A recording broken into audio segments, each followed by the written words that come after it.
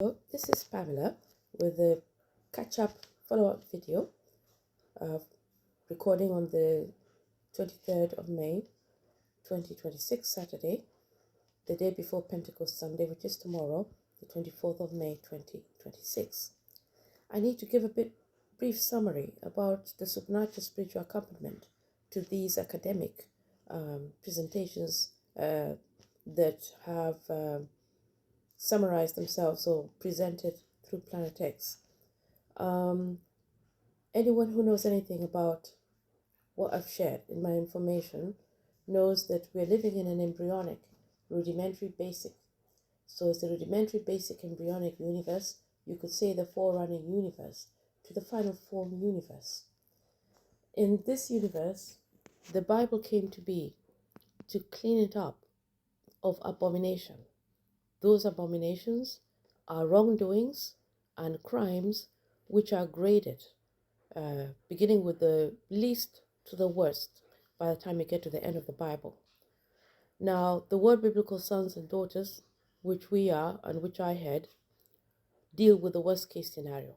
As you can tell, most victims, potential victims and dependents are more likely to be either relatively younger, it doesn't matter how many generations you're thinking about it, and or relatively naturally vulnerable by some form of disadvantage or disability.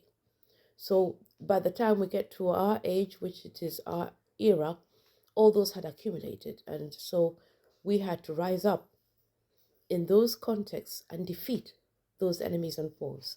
And that's part of the Bible. The Bible now comes right up to the end now. Believe me, be happy. Yeah.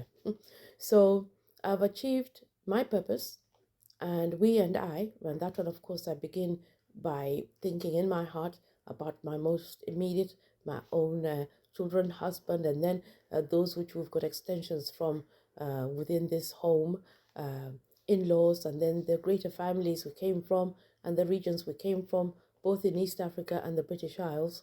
We're very happy.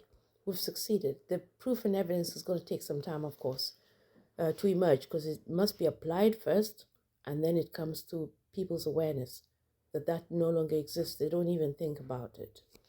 So this rudimentary basic embryonic universe is coming to its conclusion.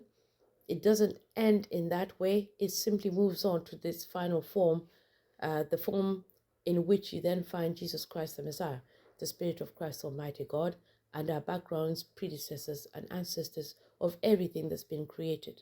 As we now know, the creations were of great variety and various diverse types of creations.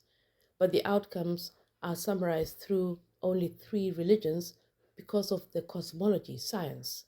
The philosophies, arts, and sciences can only pass a very narrow, it's going through singularity. So everybody's bunched up into where we are Christians, then we have Islam, then we have Judaism. After that, you can be or not be either one or the other. So nonetheless, I just wanted to summarize that briefly because there's a lot of curiosity that things seem to be sort of organized. People say they want to do it this way, and yet in their heart and in their thinking, their thoughts are changing. Yeah. You can't go into such a big phenomena without control. Those controls were input at the original creations, and they're managed from the ruling and reigning thrones of paradise and the heavens. Until it's done, it's a process and procedure that must be precise, very precise. After that, everything is released again into its freedoms.